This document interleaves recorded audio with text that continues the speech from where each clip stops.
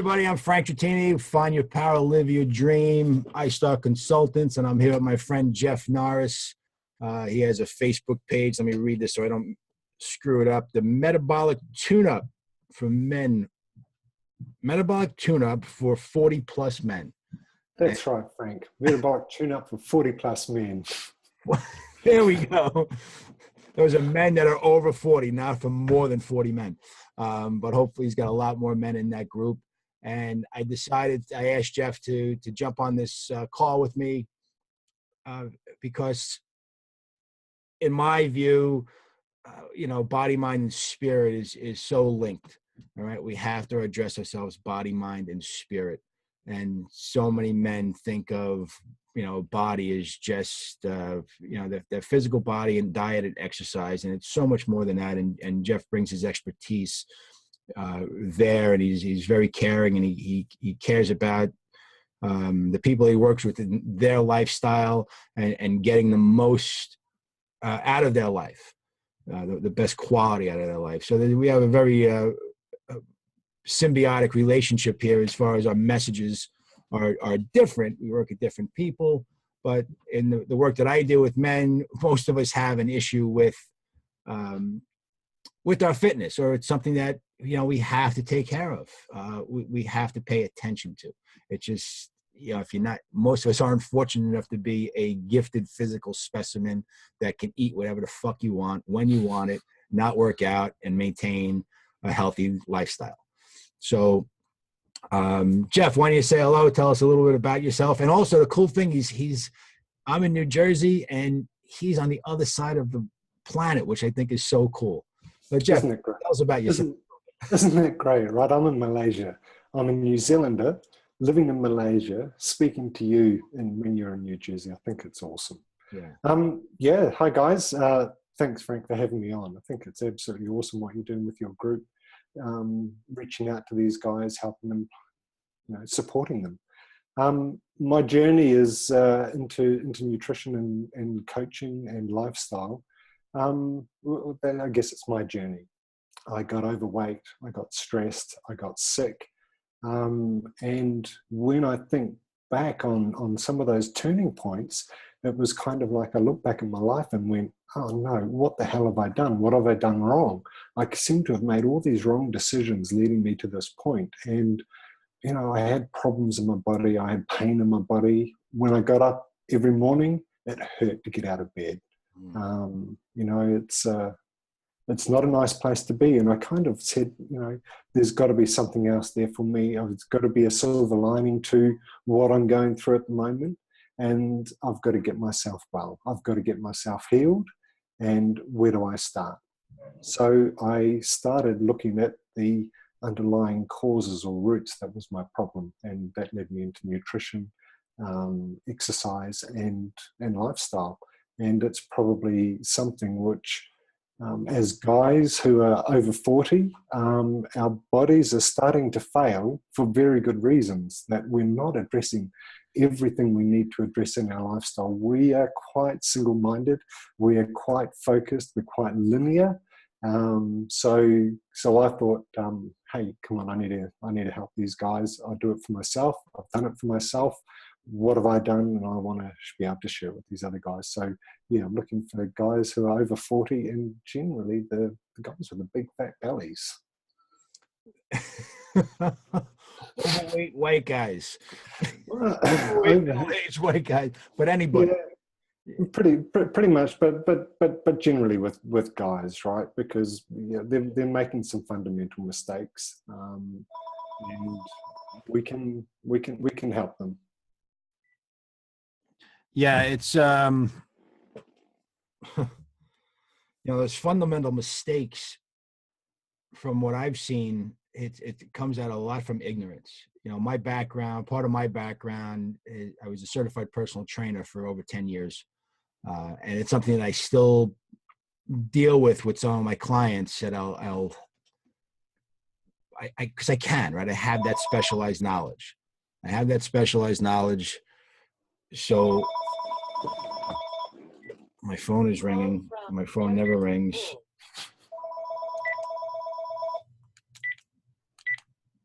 My phone never rings and it's ringing. That's the strangest thing. Sorry about that, folks. So I have this specialized knowledge. I have this specialized knowledge around the body that a lot of people don't have. So when I'm working with the client and they're dealing with these physical issues, they want to get better. If you want to better yourself, one of the best, if you look in the mirror, right? Are you the best that you can be? I know I'm not. I don't know about you, Jay. You might, you do this, for a living, but I'm sure, that you have your own issues, right? That you have to deal with. And we all fall into the same pitfalls, right? So we have to address them. And so I help my clients, do that. Some busy professionals, and they're like, oh, I don't have time. I'm too busy. I don't have the time to work out. I can't get to the gym. And I said, listen, if I can give you a 20-minute workout, you can complete in 20 minutes in a hotel room with no equipment that will, be more effective than going to the gym 4 days a week for an hour. Would you consider it? And they go, yeah. But Frank, would they believe it? Well, it's whether they believe it or try, but the ones that do it, definitely get the results. But exactly, that's just it. It's you always have to do the work. It's not just about believing; you have to do the work. So what I'm saying is, like, we build up. I do it, and people that I work with, I know do it, and men do it. Like you said, we built up this idea of how things are and this view of the world and how things are working for me and why I can't do this and why I can't do that. And that becomes a belief system. And then you live into that belief and you manifest your life out of that belief system. And so a lot of what I do is change the perspective for people, give them a little bit different way, something that they didn't see before, try it, and let's see what the results are. How does that work out for you with your clients? Do you have the same? It's the same thing, right? So, I touched on it before, is that we think linearly. So when people want to lose weight, they literally, go straight for exercise and they really work hard, and they're not taking into account the stress they're under. That stress impacts on their body. So what are they doing when they go to the gym? They're actually doing the wrong type of exercise that is going to damage their body, that is going to make them more tired. So here you go. We're very strong mindset blokes. We're going to the gym really hard. We're stressed at work. It affects all of our cortisol, our hormones. We stop sleeping well. So we're not sleeping well, we're waking up tired, we haven't got any energy, but we're still stressed at work. We still know that we have to go to the gym. Actually, what else do you have to do to lose weight? Oh, I have to diet. I have to cut out all this food. And so what you find is kind of like your body just is going down, down, down, down. And they're going like, hey, we finish and we don't get the results we want. You can turn it around. You don't have to do it all at once. You can do it slowly. You can look after your nutrition, small steps at a time over a longer period of time. And suddenly that weight starts falling off. Your body starts to heal. So that mindset change, let's feed our body to heal. Let's not feed our body to lose the weight. When the body's healed, your weight's going to come off. So it's kind of like quite simple. How do we heal it? We look after our nutrition. We do the right exercise. We look after our stress. We look after our sleep. We set up the environment to look after ourselves, and that's what I'm working with guys on.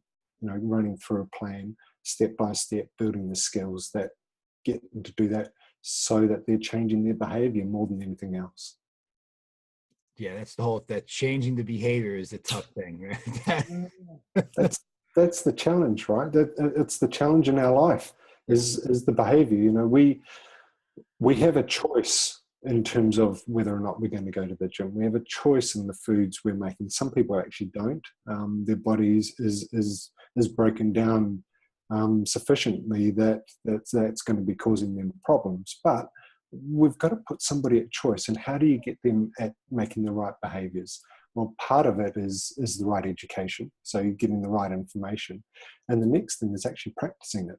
It's little steps every day. What do I have to do? to eat well.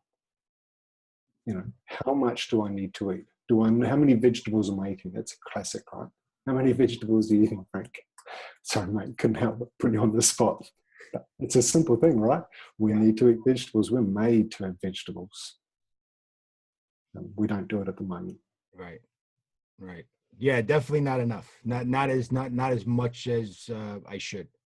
Yeah. You know, without a doubt. And I like vegetables. You know, I like vegetables. For me, it comes down to I don't do the cooking in my house anymore. I don't do the shopping in my house. So, you know, there's a lot of like, oh, what's for dinner? Oh, that. You know, and you kind of eat what's there. I'm lucky in the sense that I'm not, you know, I'm not in perfect health, but I'm not in bad health. And I don't know if that's lucky or not, because I could be turning a blind eye to some things that I could be doing better at. Where if, you know, I was waking up in pain, or, you know, I was grossly overweight, or my cholesterol was, you know, super high, and, you know, I have heart issues, well, then that kind of stuff can force you at times to make the changes. Work with the client, a good friend, and he had a major heart issue, and that caused him to make major changes in his life. And I helped him, you know, work through that on the physical aspect, kind of get back into the, you know, moving, because he didn't know how to do it, and he had some dysfunctional joints and hip replacement. So he had that fear built up into him. Could he even work out? Right? He's a lot of people that I've dealt with over the years, you know, especially men, have that bad knee, have the knee replacement, have the hip, have the fused disc in the spine. Right? I mean, right? I mean, and it's like, well, I can't. There is pain there. There's pain and dysfunction in the body, so they think, well, they can't do the exercise. Right? So then it's like, I got to do it all by diet, but you can't do that either. That doesn't fully work out. You have to do both. It's diet and exercise for sure, and the lifestyle that stress. I want to go back to this. So I want to address two things with you. One, and in no particular order, because I think I want to go to stress first, but I don't want to forget about it. The dietary choices that we make, when sometimes is, you know, making the better choice is hard because of finances. I mean, eating clean can be expensive sometimes. That's very true. It can be expensive. So sometimes I know that has held me back in the past. And then but let's put that on the shelf for a second. I want to. No, I get it. I think that's a good one, right? So, excuse me. So, would it be fair to say that it's also relative, that it's cheap or expensive to eat well? So we are, and particularly in North America, we are in an environment where we do not have nutritious food. So there's a lot of processed food. There's a lot of refined carbohydrates. This is the breads, the potatoes, the chips, soft drinks, sugars. So we're eating all this stuff, and it's cheap. Now, if you kind of like force that out a little while, you know, couple of years, the guys we're talking to who are over 40 and their body is saying, I can't process this anymore because I haven't got that nutrition. Well, it's actually really expensive, isn't it? You know, if you're going to go down that path of type 2 diabetes, which is a lifestyle disease, and you're in hospital and you're going to lose a foot or a hand through amputation, is it cheap or is it expensive? You're absolutely right. You can't argue with that. And for most men, for most people, that future dread is not what's driving my decision today. That's absolutely my decision today is my choice, where I'm standing. And like in my case, there's no history of diabetes in my family. I get my blood work done by my doctor, and he said several times that, wow, you have no risk at all of diabetes. Like none, zero. And I'm like, yes. But like if he said, wow, you're pre-diabetic, I'd be like, oh, I shouldn't eat that piece of cake. Hey, hey, have hey! no risk of diabetes. That's wonderful. That's good. I've got a friend who loves food, like you wouldn't believe. It doesn't matter what he wants to eat. He's diabetic and he jabs himself every day so he can eat the foods he wants to eat. He's taking that choice versus kind of like making different choices on the food. He's putting himself at that risk. And he is amongst the riskiest subjects. But hey, I need to work with these guys in terms of their mindset about understanding the risks. And a lot of people will not make that change, Right. no matter how bad it is. They could be in hospital and the doctor says, look, you've got to change your diet and lifestyle. You've got to lose weight. And they still don't. They'll still be down at the pub. They'll still be drinking their beers. They'll still be having their nachos. And because that's part of their lifestyle. And, I don't know when somebody is going to, click over and make that decision and say, hey, look, it's not about me. It's about my family. It's about my kids. It's about the legacy I'm leaving. Look, I've got a 10-year-old daughter who's going to be married in 12, 15 years. I want to be there for her wedding. You carry on that path, it's not going to happen. I don't know when somebody changes, and that's why I love the aspect of the group you've set up with the guys there, because you're giving them an opportunity to look at their mindset, to look at changing and making that decision. And when they've made that decision, taking the next step forward and supporting them and be able to do that. And I can see that other guys in that group are supporting them as well, which generally we don't do very well. Yeah, I mean, making that empowered choice is all about where my work, drives to, is having someone be able to make that empowered choice in the moment of what you're going to do. And for me, I know a lot of where I get in trouble with my food is eating what I call eating unconsciously. Being hungry and putting my head in the refrigerator and having something to eat. Hey, guess what? I did that as well, right? Yeah, we all do it, but that's eating on, it's like eating unconsciously, being all of a sudden, or, going upstairs. I have 3 little kids, 7, 5, and 3.5. So there's a lot of snacks around, and I could just like grab a cookie or 2. Not because I want a cookie, because it's there on the counter, and all of a sudden it's down my mouth, and I'm like, oh, why did I eat that? Like I really didn't. It wasn't a conscious choice. I call that eating unconsciously. But when I really think about it, not so much plan it, but I get really conscious about what I want to eat, I make better choices. And at that point, from my perspective, if I eat that cookie and I chose it, that's empowered. That's a great place to be. That's a great place to be. I chose to eat that cookie. I didn't have 3 of them or 4 of them and think, what did I do that for? 10 minutes later, or as I'm drinking them, oh, what did I do that? I should have had look over and you see the apple sitting there. Like, oh, I should have ate the apple instead. Like that's, for me, that's the worst place to be. Okay. So that's a really, really good example, right? So when I'm working with my guys, we're working with our mindset, we're working with exercise, we're working with the nutrition, which is a big part of it, but we also see the stress in the lifestyle, stress and sleep, and the environment.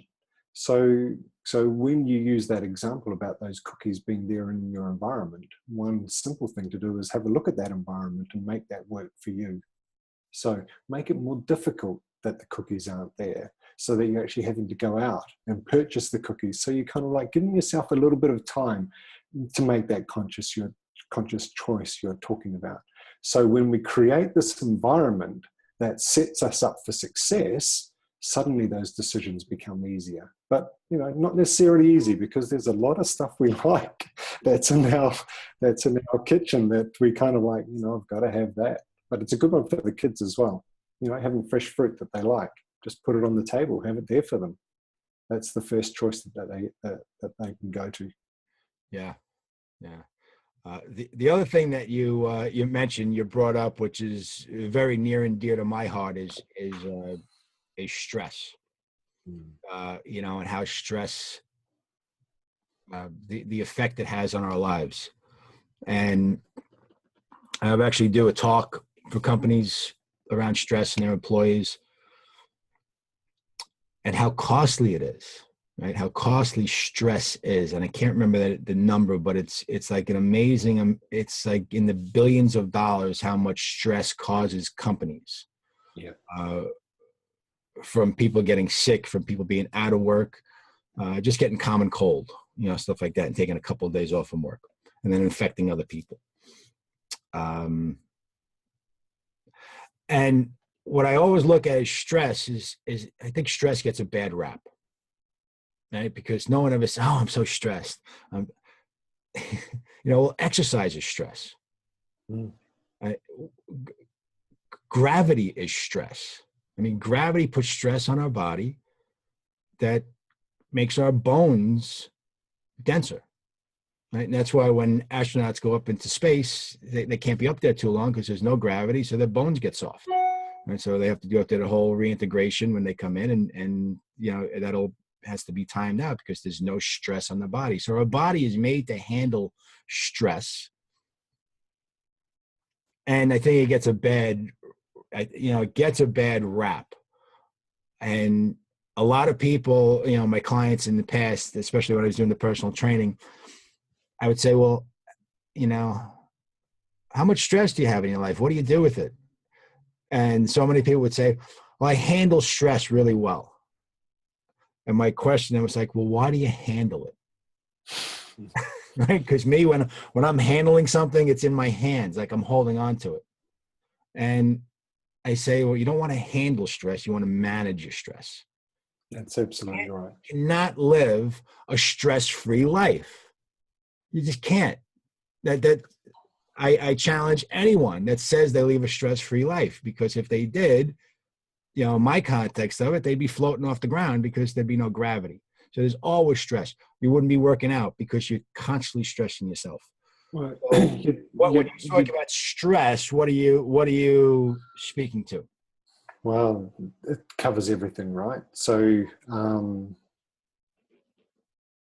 so when you're working out, you do need to stress your muscles for them to grow.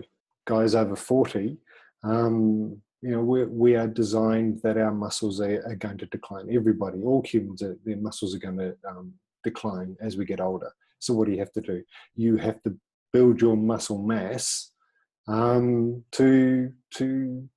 keep your bone density, keep your muscle mass, right? You put your body under stress in terms of resistance training to be able to do that, and you grow the muscles. You make sure that they don't decline. That's some form of stress, but it's always a balance. So if we haven't got enough stress, we kind of like, say, if we take the exercise piece, we become sedentary and we become lethargic, and it's a downward spiral in terms of energy. Our bodies need to move. We should be moving all the time. If we've got too much, we put pressure on all of our bodily systems. So we need to be able to bring that down. So we need to be able to find the right level of stress where we're stretching ourselves, where we're growing. So we're going forward, creating new experiences and making ourselves broader to the world. And sometimes it's uncomfortable, but you need to be able to manage that. So how does that show up at work? Sweat, not breathing properly, not breathing deeply. We don't get that release. We don't get that release to allow our body to do whatever it needs to do. That leads into not sleeping properly. We need to sleep properly in order to recover, rejuvenate, get our hormones all working again, so we wake up in the morning fine, so that we can do everything again. It's an insidious cycle, I tell you. It really is. And we aren't addressing it. We're not having the techniques to be able to address it. And like you're saying, it's a huge, huge issue, particularly with guys. And we've also got this macho side of it that, I can work all these hours. I can do all this. I can handle this stress, and clearly the bodies can't. Yeah, one of the you mentioned cortisol, and for those of you who don't know, cortisol is a hormone, right, Jeff? It's a hormone in the body that is secreted for a fear response. It's pretty clever. and it's ingenious. I mean, it's how the body, you know, basically what happens if there was a bunch of antelopes on the Serengeti and they sensed a tiger in the weeds, you know, one of them, that through that sense, their cortisol response would go up, and you'd get stressed, and adrenaline would kick in, and all the rest of the crowd would kind of sense that, and they'd all look up, and everyone would be heightened, that fear response, and the cortisol would drive in and do this, and then they'd kind of look around and say, oh no, nothing's there, and it would go down. It would recede to its normal level. And so that's what it's designed to do in our life. That's why it was put in our bodies, to help us deal with predators and fear, and raise that level really fast and get us ready to run or fight, you know, fight and flight or posture. There's another, sorry, Frank, there's another little key piece in there as well, right? Yeah. Is that that cortisol response puts energy into our bloodstream. So it puts glucose into our bloodstream that needs to be used. So it's that piece that if we're not going to use it, so when it comes back down, but we've got all this glucose flying around in our bloodstream, where does it go? Right, and it does that so that if we're going to, because when it's sensed, when something's sensed, right, when that fear is sensed, it's giving us that ready energy because we're ready to get into a fight. We're ready to go into a battle to survive, right? And that's the idea of what cortisol is going to do. So it's not a bad thing. However, in our society today, there's not a lot of imminent risk of death. But so many people and so many men, this happens a lot with men, right? We're dealing with that fear response. You know, am I going to get fired? You know, am I going to get into a confrontation with someone at work? Am I going to have to fight my client?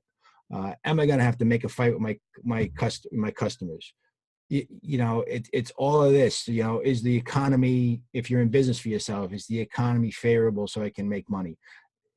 You know, fear is puts so much stress on us in our response to it, and that cortisol level raising and staying high and never going down. It doesn't go down. So now you have your body constantly, like you said, putting that glucose into your system, you know, and you have to use it. And it's not that cortisol is a bad thing, it's because we want it to get elevated if we need it.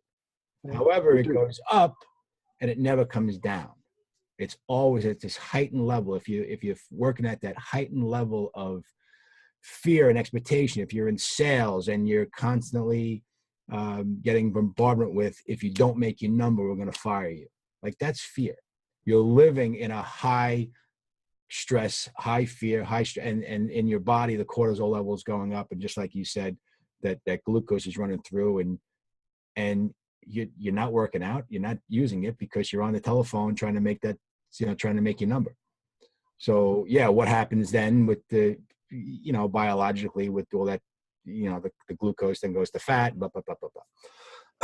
And with men, that cortisol produces the belly fat, right? Which is the worst for men, right? It's the worst for men because now when you start to lose the belly fat, the blood goes into the blood, the fat goes into the bloodstream, and it sticks to the arteries, and you can have that arterial sclerosis and hardening of the arteries and a heart attack. So it's the worst type of fat to have, right? It's the visceral fat. It's the fat that hangs around your organs, and that's the one that's leading us to diabetes, to stroke, to cancers, to heart attack, and all those diseases. So that's why belly fat's it's not something that's good for us. There's other types of fats that kind of like they're not as bad. They just don't look as good. Yeah. So absolutely. So Jeff, I could talk to you for hours around this. Thank you so much for taking the time out of your schedule and getting on with me. I'm going to post this, in my Facebook group, and I'll give it to you. And if you want to post it in yours, that'll be great. Yeah, sounds good, Frank. Right there, helping men just live a better life and a healthier life and create better choices. And, I don't want to say, I hate the phrase reach your potential, but, unlock some of it and be happier. I'm not looking to help anyone reach their potential. Because I don't know what your potential is. I just want people to live a happy life. Yeah. And as corny as that sounds, like just be fulfilled and live with joy and live with that, knowing you're doing something meaningful in the world. And too many men are not doing that, and they're out there, they're isolated, they're alone. And just, bringing you into their lives here and me, it just hopefully, just to let them know that they're not alone. There's help out there, and I'm trying to be that person for them. I know you are too. So Yeah. thank you for being who you are in the world. Cheers, Take your Frank. mission. Best of luck, and we'll talk again soon. Yeah, I love it. It's been a pleasure. Thank you, Jeff. Have a great See day. you.